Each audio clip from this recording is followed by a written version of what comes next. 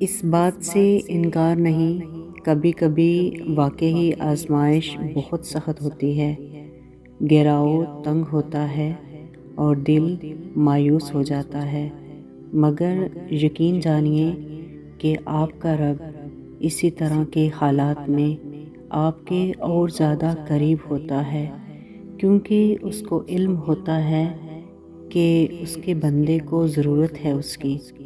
تو وہ جان لو کہ اللہ پاک خود قرآن میں فرماتے ہیں کہ جب کوئی ٹوٹ کر تڑپ کر مجھے پکارتا ہے تو میں اس کی دعا قبول کرتا ہوں اور اس کی تکلیف کو دور کرتا ہوں۔ جب ہم تکلیف کی آخری حد تک پہنچ جاتے ہیں، جہاں یا تو معجزوں کی شدت سے طلب کرتے ہیں یا سانسوں کے ٹوٹ جانے کا خوف دل میں بسا لیتے ہیں، وہیں سے صبر کی منزل شروع ہوتی ہے۔ جانتے ہو کہ خدا سب سے زیادہ مایوس کن لمحات میں امید بھیجتا ہے؟ مت بھولو کہ سب سے بھاری بارش تاریک ترین بادلوں سے ہی ہوتی ہے۔ سنو، وہ اللہ ہے، وہ معجزے کسی وقت بھی بھیج سکتا ہے، کیونکہ وہ جانتا ہے کہ اب تم صبر کرتے کرتے تھکنے لگے ہو، مگر وہ تمہیں بے حساب نوازنا چاہتا ہے، تم منزل کے پاس ہو۔ آپ کی مشکلات آسمان جتنی بڑی ہی کیوں نہ ہو، اگر اللہ پاک پر یقین ہے تو سنو، دنیا کی کوئی بھی طاقت آپ کو گرا نہیں سکتی اور نہ ہی کوئی مشکل آپ کو ہرا سکتی ہے۔ راستہ کتنا ہی مشکل کیوں نہ ہو، اگر اس کی ذات پر یقین ہے تو منزل یقیناً حسین ہی ہوگی۔ اللہ فرماتا ہے کہ میری رحمت سے نا امید مت ہونا، یہ چیزیں تمہارے لیے مشکل ہیں، لیکن تمہارے اللہ کے لیے کچھ بھی مشکل نہیں ہے۔ یہ جو وقت اتنا مشکل لگ رہا ہے نا، یہ بھی گزر جائے گا۔ اور ایوب علیہ السلام کو یاد کرو، جب کہ اس نے اپنے رب کو پکارا کہ مجھے بیماری لگ گئی ہے تو ارحم الراحمین ہے۔ جس بھی مومن کو آزمائش پہنچے تو وہ ایوب علیہ السلام کی آزمائش کو یاد کرے کہ کیسے آزمائش تو انہیں بھی پہنچی تھی جو مجھ سے بہتر تھے، جو نبیوں میں سے ایک نبی تھے۔ یقین جانو، جب تم درد میں ہوتے ہو تو وہ جو 70 ماؤں سے زیادہ محبت کرتا ہے نا، وہ خوش نہیں ہوتا۔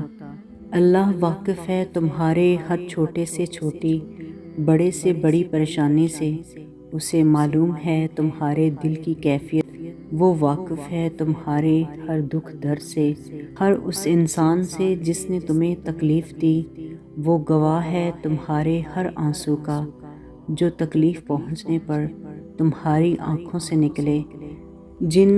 جن آنسوؤں کو تم بیکار سمجھتے ہو، وہ اللہ کے نزدیک بہت قیمتی ہیں۔ وہ گواہ ہے تم پر آنے والی ہر اس آزمائش کا جو تمہیں اس کے قریب لے آئی ہے، ہر دکھ بھرے سجدے کا جو تم نے اس کے سامنے کیا۔ اپنے اوپر آنے والی تکلیفوں کو تم بھول جاتے ہو، لیکن وہ نہیں بھولتا، بے شک وہ ہر چیز سے واقف ہے۔ صبر کرنے سے صبر آ جانے تک کا سفر نہایت تکلیف دہ ہوتا ہے، لیکن اس عرصے میں بندہ اپنے رب کی خاص نظر میں ہوتا ہے۔ دل جب اپنے پروردگار سے جوڑ لوگے تو زندگی کے سفر میں پیش آنے والی تلخیاں بھی خوشگوار محسوس ہونے لگتی ہیں۔ تب تک صبر رکھو جب تک معجزے نہیں ہوتے۔ جو اللہ کے لیے صبر کرتا ہے، اللہ پھر اس کے لیے معجزے کرتا ہے۔